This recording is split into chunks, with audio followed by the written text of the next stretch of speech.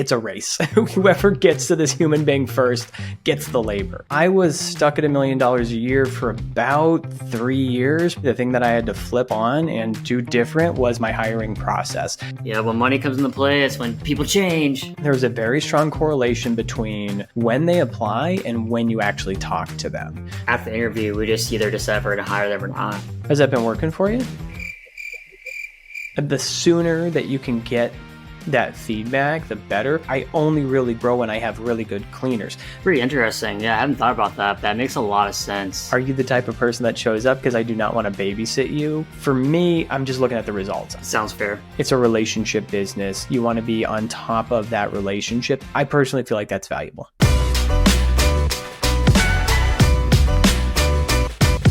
Have you ever struggled to hire great employees, to keep great employees, to figure out who the good ones are, or just to filter out that list of 100 applications down to just that one candidate that you need that's actually going to help you grow your business?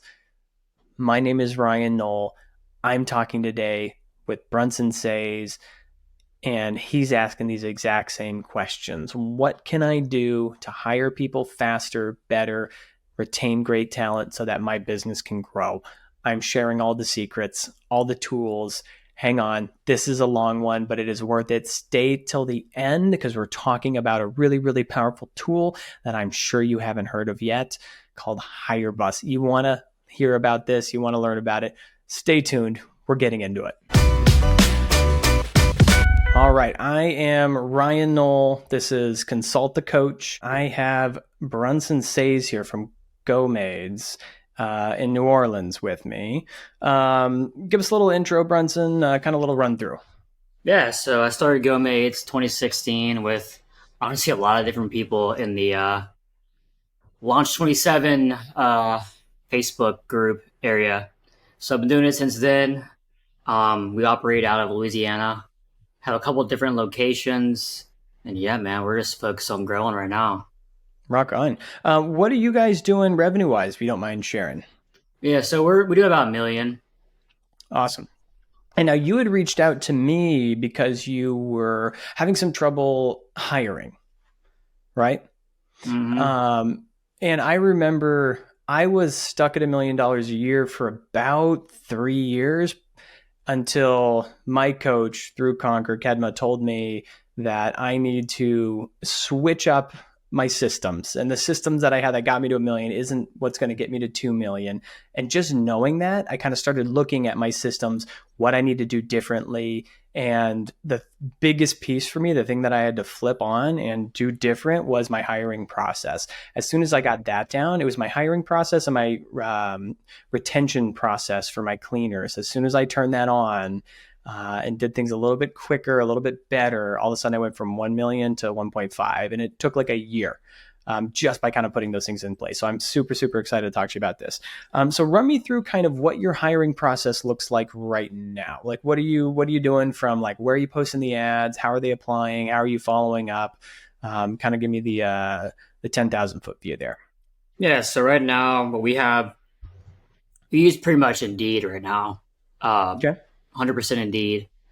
And we have it set up with like where you apply on our website. So you have to like actually ask Indeed to turn that on, which is kind of it's a process. You have to like beg them. They very much want you to be on Indeed, which I highly recommend not being on Indeed. Exactly. Yeah, because their process just wasn't for me. And they make it, they try to sell you on every little thing. And it's like, okay. Mm-hmm. So yeah, we have it set up with a custom page on our site, which has a form which kind of filters out people based on like different answers that they give. And then once they do that, like if they pass that part, then they move on to the next stage, which is where we call them, interview them, and kind of do the usual stuff. Cool. But we don't do any, not a lot of follow-up or anything like that. Okay. I'm okay with no follow-up. I mean, there's a part of it. So I had the exact same process when I was stuck at $1 million. So I love this. This is like my favorite thing ever. The one thing that I'll tell you is I love that you've got them applying on your website. You've got it on a form, probably going into a Google sheet or something somewhere, right? That is probably the first thing that I coach most people on is don't just have them mail you your resume. I think most of us realize that in the cleaning industry within like 2 or 3 ad campaigns of trying to get that, people applying. Same thing with using tools like ZipRecruiter. I haven't seen those work very well in this industry. Mm. But Indeed's where I go to. It used to be Craigslist, and then ZipRecruiter kind of worked, and then Care.com kind of worked, and then Indeed just took over and ate everything. So now I'm just 100% on Indeed. I don't even post anywhere else. I even tried Facebook ads. I got hundreds of people applying, and I couldn't get any of them to show up for an interview. And once again, walled garden inside of Facebook, so you can't really get those applications out very easy. But Indeed will let you if you just send them an email and say, hey, I want people to apply on my website so I can start automating this. Yeah, you have to contact them. So what form system are you using on your website? Are you using like Gravity Forms or Ninja Forms? Yeah, I like use Fluent Forms. Okay. So and you use the conditional logic, and you can say like, hey, if they pass this criteria, then send them to this landing page. What we were doing was we had if they passed, then they would go to like a booking form. Sure. But it just people would schedule stuff and then never show up. So now, yeah, I think we should revisit it. But well, let's talk about that for a second, because I'm going to push you pretty close to that direction. Now, when you say you pushed them to a booking form, kind of run me through what that sort of looked like. Were they booking like an hour-long interview? Were they booking it weeks out? What did that kind of look like? Yeah, so they would land. It was a Calendly link connected to my manager's account, and they would pretty much have like a 2-week span to schedule. I think it was a 30-minute interview. Okay. And when we first started doing it, we were doing group interviews. Yeah. But that I find, doesn't really do it for people that I find the winners aren't going to thrive in those interviews. Sure. And sometimes usually the louder person thrives, and oftentimes those people aren't the best people. Yeah. So we stopped doing that, and we just went to the single person interviews. I think it could be revisited. But yeah, that's pretty much the flow of that. Yeah. So I think the fulcrum for me was the follow-up. I was doing the same thing where they would apply. I had a Google form that they would come down on, and I was going to show it, and I just realized there's a lot of people's personal information. I probably shouldn't show it on camera. Yeah. But we would just get a bunch of these names. You get like 200 names. We'd go through, and I built some formulas in Google Sheets to say, okay, count if this, give count if plus 2 this, just this little weird algorithm I made in Google Sheets to kind of give me a score, A, B, or C on whether or not they'd be worth calling. So I could kind of go through really quickly and sort of rank them based on the yes or no answers and how many years of experience and all that stuff. So I would go through that, and then I would go and send them each an email, give them a call, and do a text. And what I realized was oftentimes I'd post the ad, usually on a Tuesday. I almost always go on Tuesdays. For some reason, I just get way better responses Tuesday mornings. And then I would get 100 applicants. I'd go in Wednesday or Thursday, send them all emails. And a lot of the really, really good ones had already taken interviews and then didn't want to take any more. Like, no, I got an interview at this company. I don't want to take your interview. Or they just would not respond to me. They'd ghost me. One of the things that I realized was there was a very strong correlation between when they apply and when you actually talk to them. So for me, we do something very similar to what you were doing before, where we invite people to a Calendly link to schedule an interview. And then we will try to get into a Zoom meeting with them. So are your Calendly invites, interviews, are they Zoom or are they in person? What else can you tell me about those? Zoom. Okay. They were Zoom meetings. So then the correlation there for us was the longer it takes to actually have that meeting, the less likely they are to show up. So if they apply on a Tuesday and then they book a meeting for a Friday, it's like a 50-50 at that point that they're going to show up. If they apply on a Tuesday for a Wednesday appointment, we're about 70-30, they're going to show up. If they get an interview within an hour, way more likely. right? Because it's just fresh in their mind. Now, part of it is you don't want to over optimize. One of the things I like to test for with these is, are you the type of person that shows up? Because I do not want to babysit you. So that's valuable. So where I was falling down and where I was making mistakes, and I don't know when you were doing the Calendly link thing, because this really changed about 2020, 2021, when things just got hyper competitive for any labor market, anybody. Mm-hmm. Um, it went from, hey, we can have these individuals applying for this job kind of jump through some hoops, improve themselves to us, and show us that they can do our company culture. It went from that to it's a race. Whoever gets to this human being first gets the labor. So we had to step it up. So what we did is every time somebody applies, we do the same thing you do, where we kind of calculate their points. Okay, you aren't a felon, you don't have a pending felony coming up, you don't, you're legally able to work in the U.S., you've got a car, whatever those things are, you've got 3+ years of experience, which is what I was looking for, because that just made them way easier to train. Then we were sending them a Calendly link. So that was kind of the first optimization, is we didn't drop it right on them. We waited 20 minutes, and we just did this through Zapier. There's a wait step in Zapier. Wait 20 minutes, send an email. And then we also started sending a text. So that was kind of the next thing. So we just sent an email. The people that didn't get to the emails, totally fine. I really want somebody who's going to answer their emails and give us working emails. I don't know how many people applied with an email that was like, didn't even work, or was missing a .com, or like, it just so often. They have a validation, like I don't know what form you're using. But they have like validation fields that will make sure it's an actual email address. Oh, sure. Yeah, we had a validation form on it, but we would just get that like mailer demon, like this mail doesn't exist. So that happened a lot. So that's kind of the first thing. It's like, okay, let's just get them into my calendar. The next piece of that Zoom meeting, we only let them book 2 weeks into the future, just like you do. We don't go any more than that, because then they're just not going to show up and they're just wasting our time. Really, it should kind of probably be closer to 7 days. The other thing that we did is these meetings are only 15 minutes. And then we started making them those group interviews, just like you were saying. So we don't often have 2 or 3 people booked for the same time, but usually we'll line up like 4 or 5 of them, and maybe one person will show up. That's just a universal thing that happens in this industry, just any type of blue collar, really. It's like 50-50 if somebody's going to show up. So what we can do to kind of optimize that is get that meeting in there as quick as we can. So part of that for me was I had to stop doing the interviews, because my calendar is always booked. So you booked this podcast with me, and we had to book it like 2 weeks out. Doesn't work for the interviews. So my operations manager now does all the interviews, and she just leaves 2 hours open every day. We post the job ad, and that'll just get filled up with people. They're 15-minute interviews, but obviously you'll be able to tell within about 2 minutes of talking to somebody if they're worth talking to, if they're worth having. You almost know right away, right? But for the ones that you want to kind of keep talking to, those interviews for me usually end up going about 15, 20, 30 minutes tops. That gives me a little bit of time to just kind of sit and get to know them.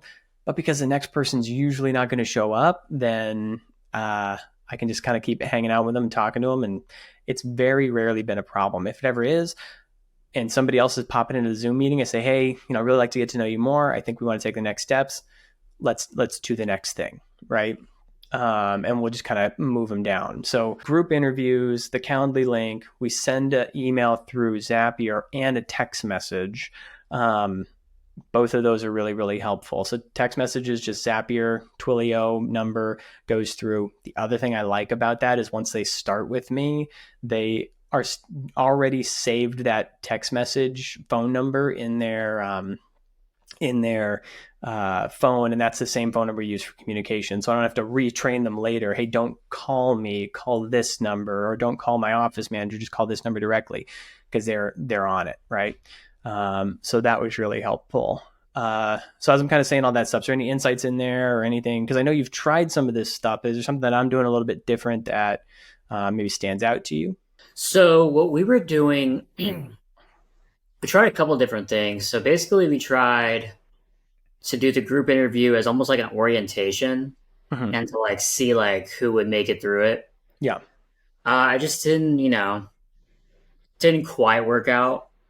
I guess what I am curious about though, so you do 15 minutes. Do you add a buffer in between? Because like in Calendly, you can add like a buffer. So you just do Nope. 15-minute, boom, boom, boom. No buffer. Yep, 15 minutes. Like if you looked at my calendar during those days, it's like back when I was doing those interviews, I don't do them anymore, but it's 15, 15, 15, 15, 15 for 2 hours straight. So it's just one right after another.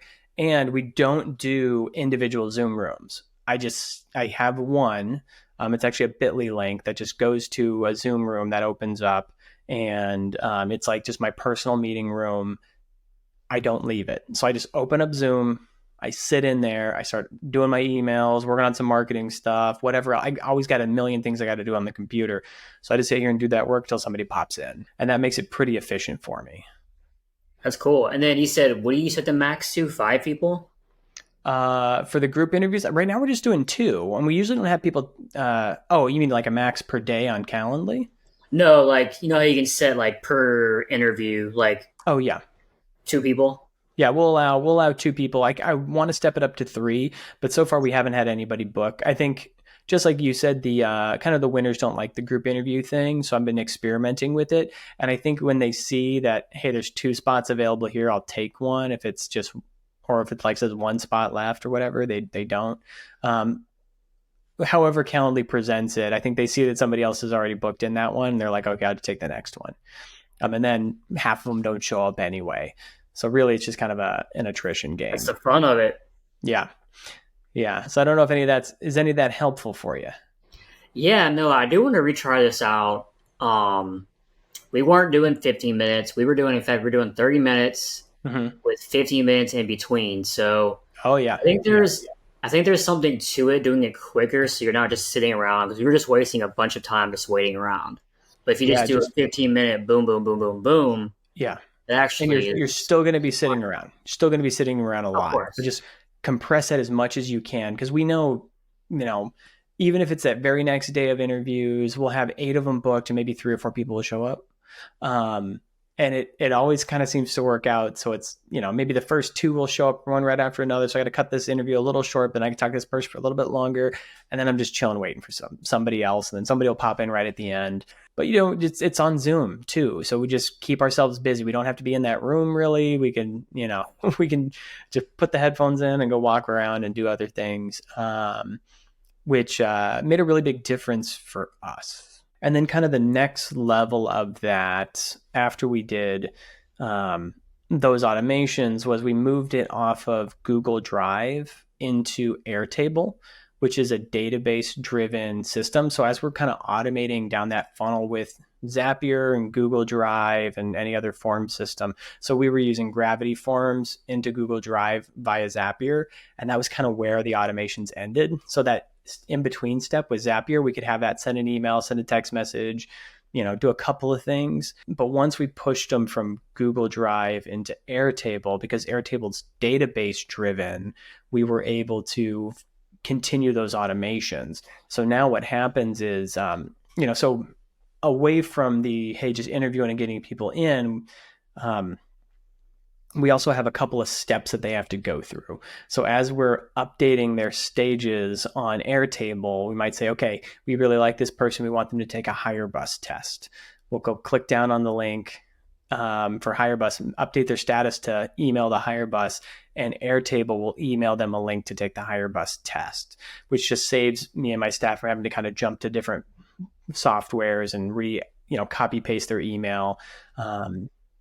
And do things like that. So that was kind of the next evolution of it, was pushing it into Airtable where we can further automate down that funnel. Because right now it was just, hey, we get you in here. Are you worth talking to or not? Then we'll send this Calendly, and then we're manually doing everything after that. Now with Airtable, I really don't do a ton. We can even open up their Airtable link, write comments on them instead of having to have like a comments or a notes section in our Google Drive where we keep all that. We can just do it all in Airtable. And then when they get hired, because it's in a database, we can just move this database item from, applicant to active cleaner. And that makes it even easier. So that was kind of the next step.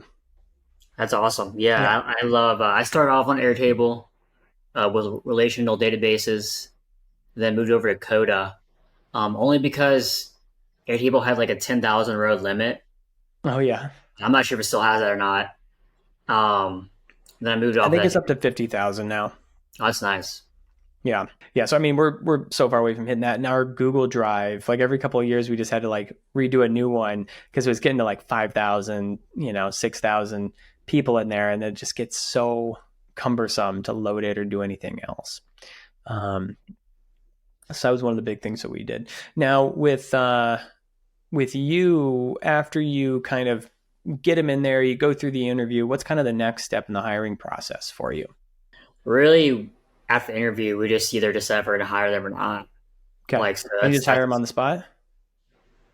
yeah. Sometimes they will. Sometimes we'll wait and call them the next day. But yeah, pretty much. So it's either Has it on the been spot or the next day. has that been working for you? Uh, you know, it's it's all right. You know, it's hard to compare to anything 'cause I don't know what to compare it to. Sure. We hire people, yes. You know, How long do they stick around? What's your retention rate on a cleaner? well, we focus a lot on servant leadership here. So like what I do, we don't really lose people unless we had to let them go. But we focus a lot on being people first. Hmm. So that for us has been huge. Yeah. Yeah. I mean, I know for me that's very much my competitive advantage. It's like I'm not going to treat you like a robot, so we're going to hang out. Um, but more speaking to the firing thing, if we're meeting them in the interview, talking to them for 15, 20 minutes, and then just being like, hey, you're in, let's do it. Um, do we have to fire a lot of people? Like, is it, fire fast kind of thing? For new people, yeah, no, if they aren't doing, so we do quality scores. If they aren't hitting a good quality score, then they got to go. Yeah, cool. How are you tracking the quality score stuff? So we use Book and Koala, Mhm. and they send out the rating email. And so we take that and we actually convert that into a number and then average it out. So like they fill out the rating email. We use Zapier. It says, hey, there's a new rating. We put Sure. that into Coda, and Coda um, aggregates those ratings together and gives them a quality score. Yeah, I love that you're using Coda. Um, One thing I'd like you, so I want to kind of talk about some of the other steps I used to qualify people before I hire them, because I felt like it was important to me. But when we're deciding, just because we kind of got down this path, when you're deciding if somebody's doing well, I was doing something similar, which was what's that quality score? We call our customers, we text them after, try to collect that data. And the biggest relationship we saw was not necessarily that they're like a 3.5 rated cleaner now, because almost Mm-hmm. everybody, even the crappy ones, are right around 4 and 5. So like the lowest somebody really ever gets is like 4.3. But the tell I've noticed is cleaners that are really, really good have a high frequency of reviews rating, meaning people are giving us more feedback on the good ones. The bad ones or the okayish ones, which is kind of the danger zone of, am I going to let this person go or am I going to keep working with them? Is the okayish cleaners. The other thing I've noticed when I'm trying to scale the company is I only really grow when I have really good cleaners. The okay ones end up naturally getting all the new customers because the really good ones are full because they've got all their recurring set up. And then all these new recurrings that are coming in that we're spending tons of money to get are going to the okay people. And then the customers are having an okay experience, not enough to write a 1-star Yelp review, not enough to, call the company and complain, but just enough to be like, I think I could do without that next week and they just cancel, don't call us, whatever, and they go away. But the way you get to that and figure that out is by looking at the frequency of reviews. So if I send you to 5 jobs, I want at least 2 of those to come back and say you did a good job. If none of them come back and say you did a good job, I just hear crickets. That's actually a bad sign for me. So that's what if I were you trying to change something right now, I would look into that. And that's going to be a lot better canary in the coal mine for you. And if you can get rid of those bad people faster, it's going to help grow the company quicker. It's pretty interesting. Yeah, I haven't thought about that. That makes a lot of sense. you know, people oftentimes don't want to leave bad reviews. You Right. know, And I think we assume that people are going to be candid and come forward and tell us like, "Hey, I had a bad experience." But thinking back even on myself for somebody who is not non-confrontational, if I the couple times I had a bad experience with a service-based company, they sent me that email like, "Hey, how did we do?" And I was like, "I'm just not going to answer it. I don't want to give bad feedback. I don't want to get that person in trouble. They did an okay job. I just don't want to, I'm not going to hire them again." And now that's me being, I guess, a little bit non-confrontational, not wanting to get somebody in trouble or whatever. But as the business owner of that business, they're going to be worse off, right? But that's just naturally what we want to do. We it's hard to be candid, and if I'm having trouble being candid, being the crazy extrovert that I am, customers are going to be doing the same thing. so what is your exact threshold for frequency? You said 2 out of 5. Is that like Yeah, your I'd say if you do 10 cleanings, I'd want to see at least 3 to 4 of those feedbacks. But we're really aggressive at collecting feedback too. So we email, we text, and we call. We will call people at the end of the day. So if we don't hear from you, it's usually a pretty bad sign. Um, so I'd say let's at least aim for 20 to 30% feedback on those. But once you start collecting it, you'll start to feel that out. It could be different per location, per place. So I'm in Arizona, you're in Louisiana. Maybe people are friendlier and give more feedback and answer their phone more often there, than they do here. But that's about what I go for. But if you're wondering like what's a good rating, just look at your best 2 or 3 cleaners, and then look what their frequency is. You'll probably be going down that booking koala chart, looking at all the 5-star reviews, and it's going to be like every other one is going to have some feedback on it for the people that are really good. And then the people that you're like, if my grandma came and bought this service, I'd probably send this person, not this person. The not this person, you go look at them, they're probably going to be maybe 1 out of 10 It's pretty given insightful. feedback. So what is your? I know we talked previously, but what is your? Are you using BK to get your feedbacks? So I use Bird's Eye to Yes, get yours is feedback. Bird. So I mean, it's complicated, right? So we've got a Zapier connection into Booking Koala that sends text messages and emails through Bird's Eye. The reason we do Bird's Eye over the CRM built-in solution is because our delivery rate on those emails and text messages is way higher, and those text messages are also um, abiding by the rules of the terms of service. And a lot of the times the CRMs are not. And us small businesses don't always realize it until it's too late and the FCC is Mm-hmm. knocking down your door and you've got fines to deal with.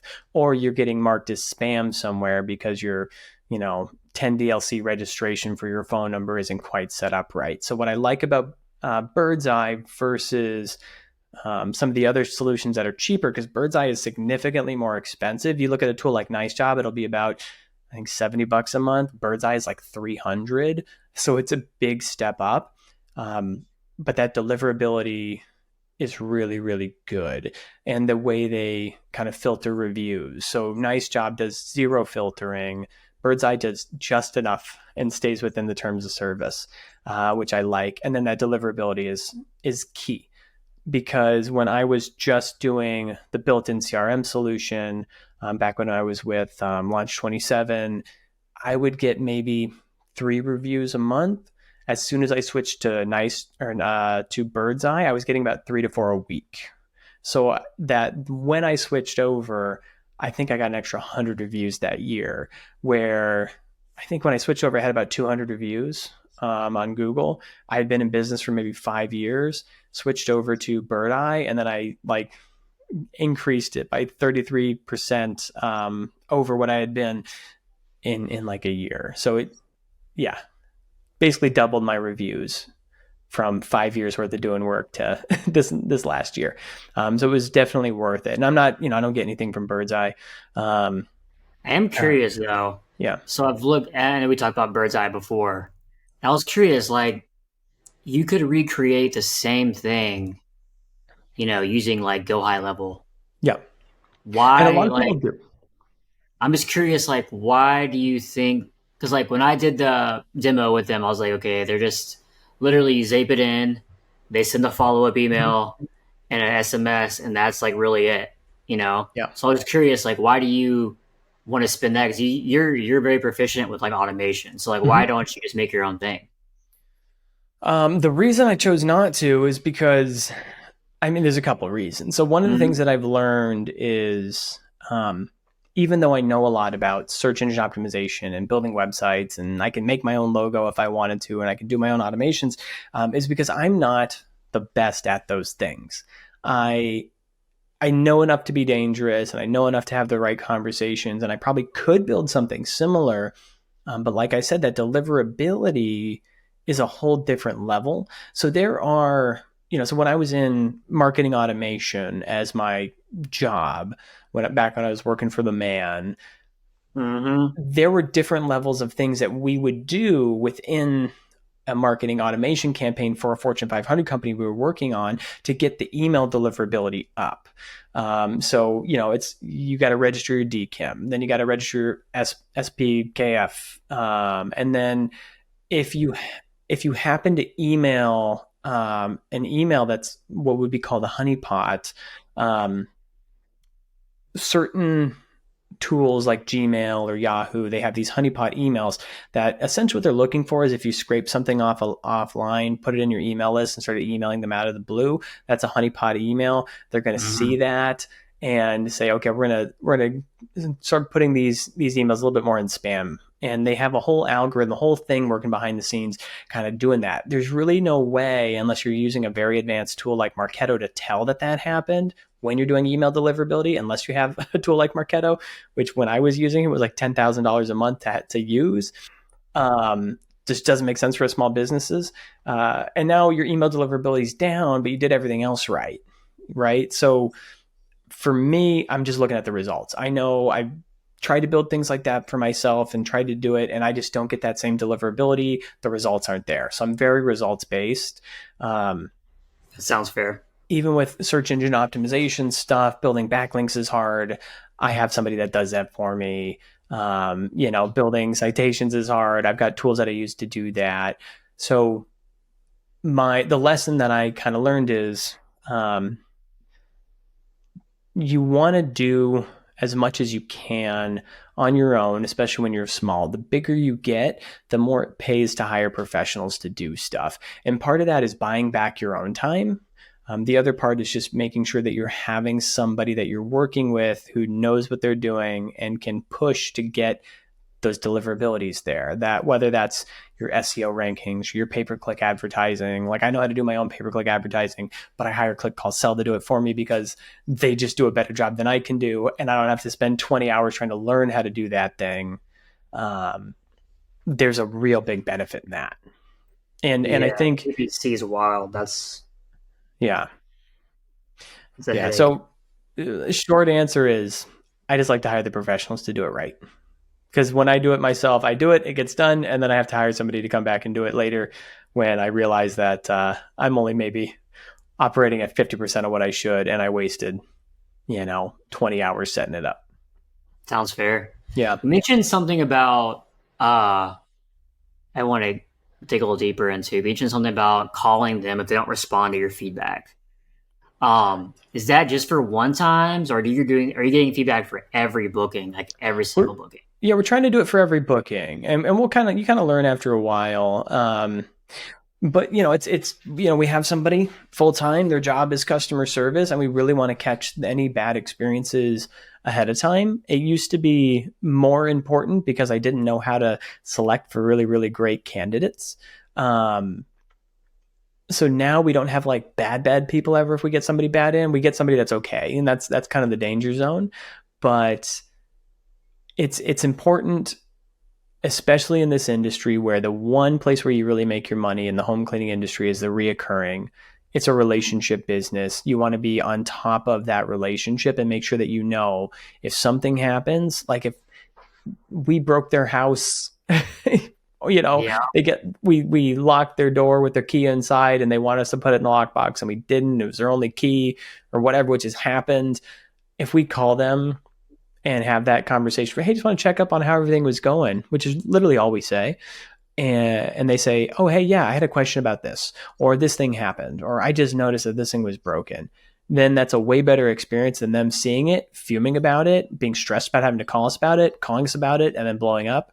So it's just a really great way to kind of cut things off quickly if there is a problem and solve it. Obviously, we have our teams trained to not let us get caught off ever with a lot of communication. Is one of our core values is communication.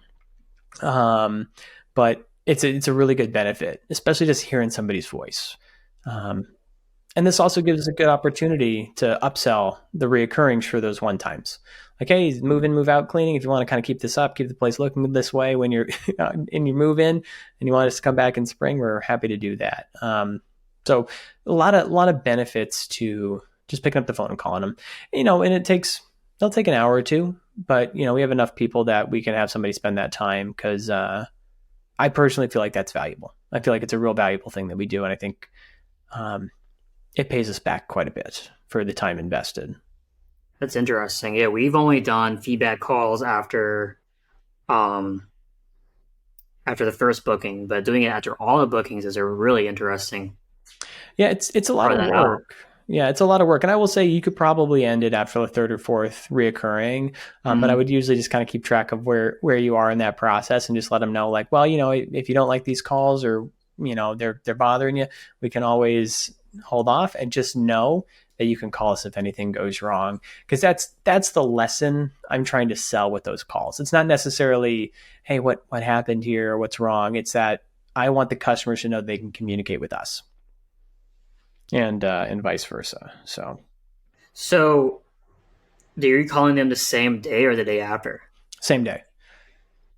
So even if the booking's like in the afternoon, you're still calling them like at night? Yeah, if we start at 3 p.m., we'll call them at 4:30 and just say, hey, I know the cleaning's still going on. I just want to check and see how everything's going. Awesome. If anything comes up or you need anything, feel free to give us a call. We are going to, turn off the phones at 5 o'clock, 5:30, whatever it is. But we'll get right back to you as soon as we can first thing in the morning. You're asking feedback the same day then too. Like even your bird eye follow-ups are the same day. Bird eye follow-ups are within an hour of the job closing. Like we want them to go ASAP because the sooner that you can get that feedback, the better. In fact, the longer you wait, the more things the client's going to see that are either wrong with the job or that shiny luster of having a clean home is going to wear off. Like, hey, the house looks clean at 2 o'clock. The kids come home at 2:30 and it's dirty at 3. So let's get it to them at, get them that request for review at like 1:30, when they're still feeling good about it and there's no dishes in the sink. You guys do dishes? We do, yeah. We used to charge extra for them and kind of went back and forth on that, but it was just one of the things that we realized the kitchen never looks clean unless the dishes are out of there. So, y'all just send one person? What's that? Y'all just send one person? Yeah, we used to do teams of 2, but what we learned is it's way more efficient to have solos. If we have a big house, we can pair them up. But it's hard to separate the 2-person teams, and we can just cover way more ground that way. And offer more availabilities. The more time slots that you have open and morning availabilities, what we noticed is our customers way prefer the first thing in the morning cleanings. They don't like to wait till the afternoon. When we have 2 people on a team, we are just trying to stack more afternoon jobs. But the more of those like 9 a.m. slots we can open up, the more we book, because we will like 100% fill those up. The 3 p.m. slots will maybe fill up, half of them. Just because customers don't want to wait that late. That's very interesting. We don't do dishes, but I feel like we get a lot of feedback about people. And I think you're right. Like the house doesn't feel clean if the dishes aren't cleaned. Yeah. But do you have like a limit? Because but what happened is, or I guess the fear of what will happen is people will just leave like dishes on the counters, like a massive dish. I mean, that's time consuming to wash dishes, Yeah. It definitely does. But so do you have like a heavy duty type add-on for when a house is really challenging? So we started offering different levels of that. We've got a extra TLC add-on for the kind of heavy duty, like, hey, just a little bit of extra grime, a little bit of extra love on the dishes. This is like, hey, it's going to take us an extra hour. We're going to do the extra TLC. If it's going to take us an extra 2 hours or more, we're going to do the heavy duty. So we added 2 versions of that. And now those houses with the really caked on crap on the plate and all that stuff, those are typically going to be those extra TLC or those heavy duty type houses. So if you run into it, you just got to train your staff to let you know, and then you can charge more for those. And then a lot of times too, we've had a couple customers that every time we were going every 2 weeks, and there was just a pile of dishes every single time. Mm-hmm. Like it was like nobody had been there. They weren't keeping it up in between at all, which is making our job really, really difficult. And what we eventually learned is we just have to tell them, like, hey, this is our expectation. We want you to kind of keep up a little bit in between because this is too much work for what we're charging you. Or if you don't want to do that and you want us to kind of put this effort in every time, we can, but it's going to have to be a heavy duty cleaning every time. So we're going to charge you an extra $100, $200 based on the size of the home. And all of our add-ons go based on the square footage, so heavy duty for a 1-bedroom, 900 square feet is way less than a 5,000 square foot house. And then they'll usually stop having those messes as often. Yeah. When money comes into play, it's when people change. Yeah. Like, oh, it's going to be an extra $50. I guess I'll do my own dishes. But we don't mind doing it, and it adds a lot of value. Like that's one of the biggest chores. Like people hate doing their laundry, they hate doing their dishes. If you can do at least the dishes, you're going to be in a better shape. And what I'll tell you about the dishes is we don't hand wash them and put them away. We really just kind of wipe them off and put them in the dishwasher. We don't run the dishwasher. We don't take the dishes out or put them away at all. And what we tell customers about that is that we're not going to. We don't know where they go, so we don't want to have you missing a pot or a pan. And I'll usually tell this cute story about a customer we had where the cleaner put the pan away in their oven because she didn't have any room anywhere else in the house. There's a lot of people that's just kind of where they store their things when they're living in apartments or small spaces. And she couldn't find it for 2 weeks. She didn't really cook very much, but she eventually found it. And that's one of the reasons we don't put them away. We'll get them in the dishwasher, get them clean. If it's something like a pot or a pan, we'll maybe hand wash that and just leave it somewhere to dry next to it. Mm-hmm. But you're going to have to put them away. We'll do everything else. What happens if their dishwasher is full? It doesn't happen super often. Once again, that's where communication comes in. Like anything that's weird or unusual or whatever, I just want the cleaner to call us and let us know, hey, I want to do these dishes. Dishwasher's full. So in that case, we'll probably just rinse them off, put them on a drying towel, and just let them sit there and just let the customer know, hey, we wanted to put these away for you. We usually put them in the dishwasher, but it looked like there were clean dishes in there. So we just set them aside for you. And that communication is the excellent customer service thing that gets people coming back. It's actually a positive a lot of times, just that we communicated that. And that's just the cleaner texting saying, hey, I want to do these dishes, but I can't. Dishwasher's full. This is what I'm going to do. And then we call the customer and let them know. And then they're blown away just by the communication. Right. Cool. That's awesome, man. We kind of got off on a tangent there about. Yeah. We were talking about hiring. Now we're just talking about dishes. We're getting into the final stretch here, and I got a hard stop in a little bit, but I want to give you another opportunity here. Is there anything else that's kind of burning question? Do you want to go back into hiring, kind of talk about how we're qualifying people, or some of the tools we're using for that? What's going to be the most valuable for you right now? Yeah. So can you give me a breakdown of your pipeline? So you said you do the interview, and it sounded like you do the hire bus test after the first interview instead of before. Is that correct? So yeah, let me just step back and kind of break it down for myself here. So they apply online. They get sent an email, text, whatever, for setting up a Calendly invite to go book an appointment, book a meeting that we just stack one right on top of another, 2-hour blocks every day, just 18 interviews, as many as we can fit in, 2 at a time if we can. And then if anybody is good or qualified in there,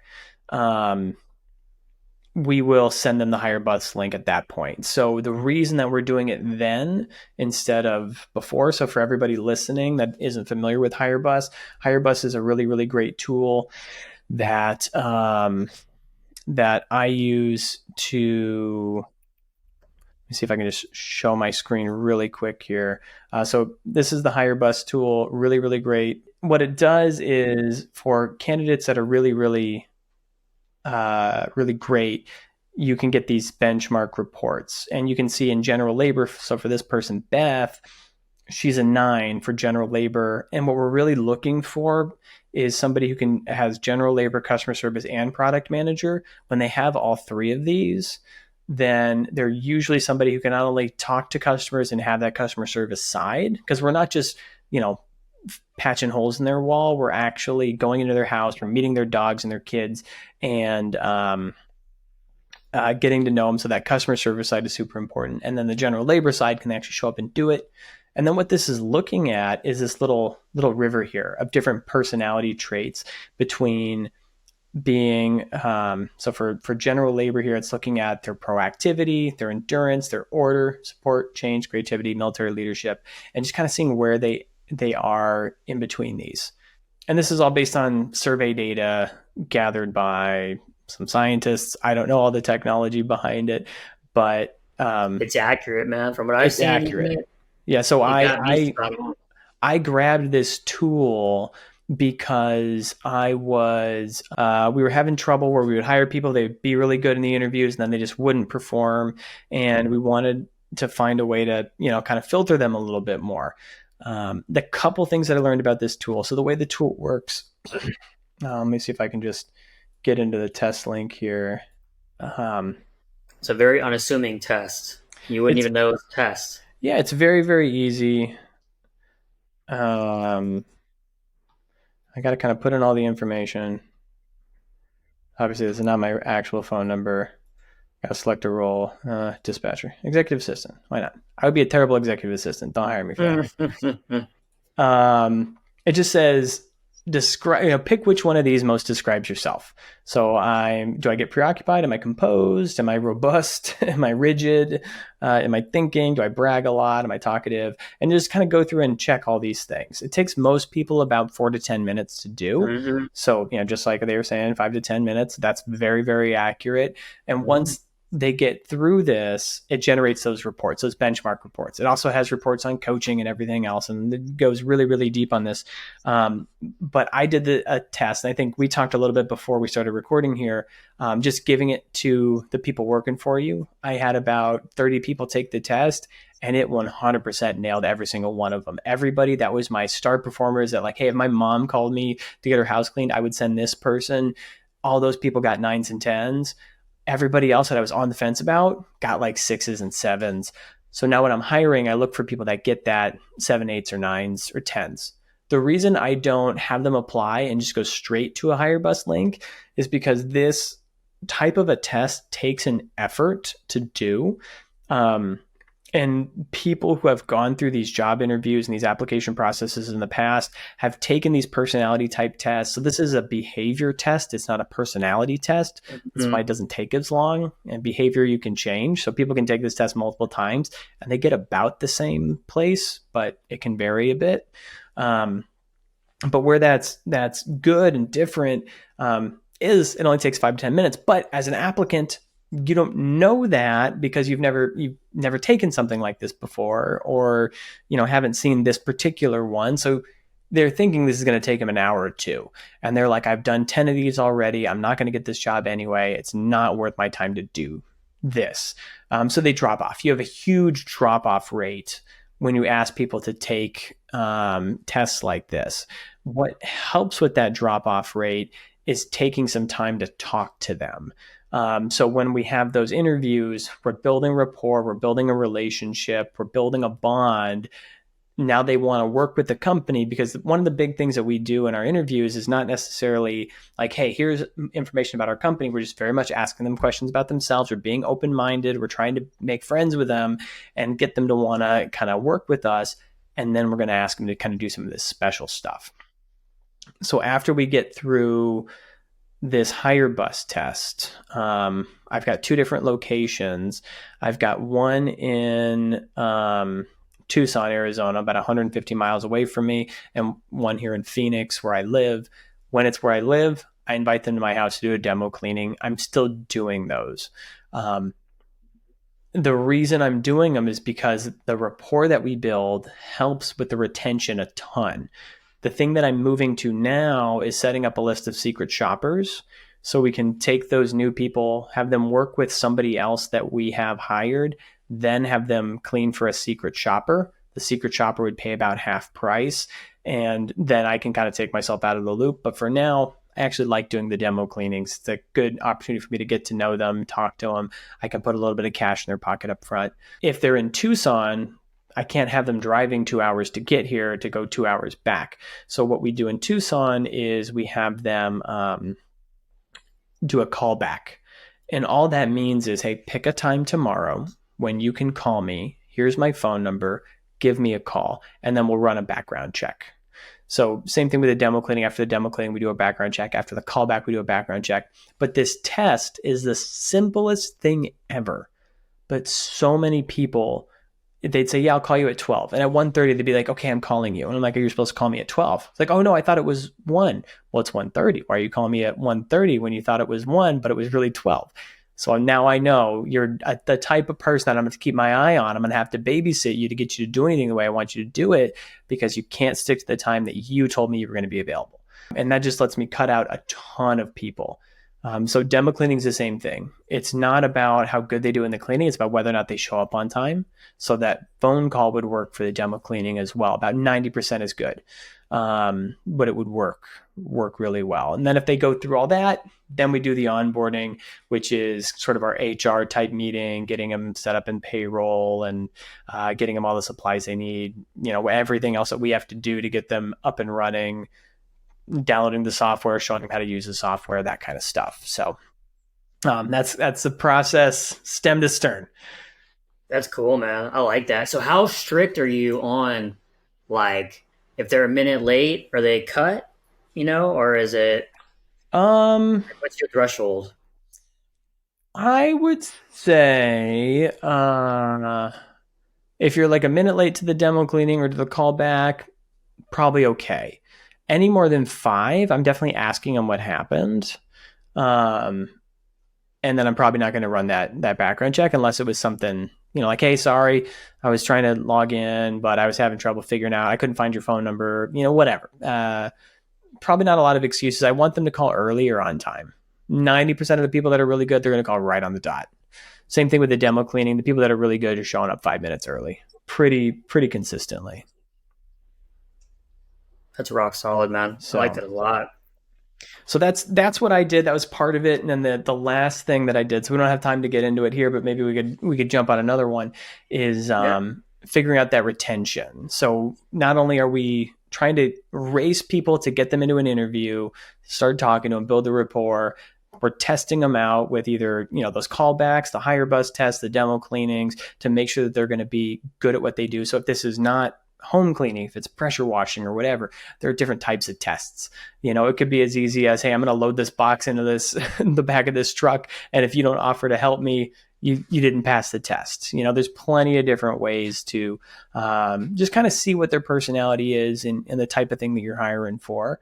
And then we want to keep them if they're really good. So that was the last piece that I had to figure out, is how do I get these people to really, really, really want to stay and want to do a good job. That's a whole different conversation. Bud. All right. So what was useful here? I saw you taking some notes. What are your bullet points? Oh, man. Lots of bullet points for me. A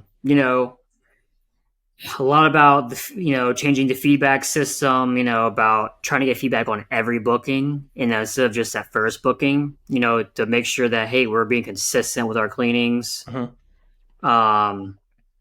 For me, looking into using a different platform for getting Google reviews. So like using an exterior platform, because I always tried to use BK, but yeah, it seems like it's going to work because it's built in. You're already paying for it, but there's a benefit to having something that's a paid solution, in my experience. Yeah, and then obviously the hire bus, that's going to be huge. I'm going to implement that. Talk to the team and see how we get that implemented. Yeah, and HireBus does integrate with Zapier now too, so you can squeeze that in most places pretty easy. That's awesome. And That's what if you need. not, if you don't have something that they need in Hirebus or in Zapier, they've got an open API that they can give you access to if you ask nice. They're a small enough company; they're still trying to get people and figure stuff out. So they're usually willing to work with you if you're like, hey, this is Mhm. something I really want to do. They'll probably get it figured out. And they've been Cool. very, very responsive and good on just doing just about anything I want. So That's awesome, man. Yeah, I'll see when I get more into it. I'll be able to tell if I can give them some feedback on what I could use it more for. awesome, brother. Well, it's been a delight talking to you and getting to nerd out with you for an hour. I know we don't talk enough, so we'll have to do another check Sure. in after you get some of this implemented and how it's changing your hiring. I'm down, man. Always. All right, Brunson, you're a legend. I appreciate you. Thanks for coming on. Thanks for nerding out with me for an hour. We'll talk soon, man. Yeah, man. Appreciate it. Cheers. Thanks again for listening, watching, and just nerding out with me for this whole thing. If you got something out of this, if there's something that you're going to apply to your business, post it in the comments below. Hit that subscribe button. I want to hear what you're doing to change your business. Post it in the comments, and I will see you on the next one. Bye.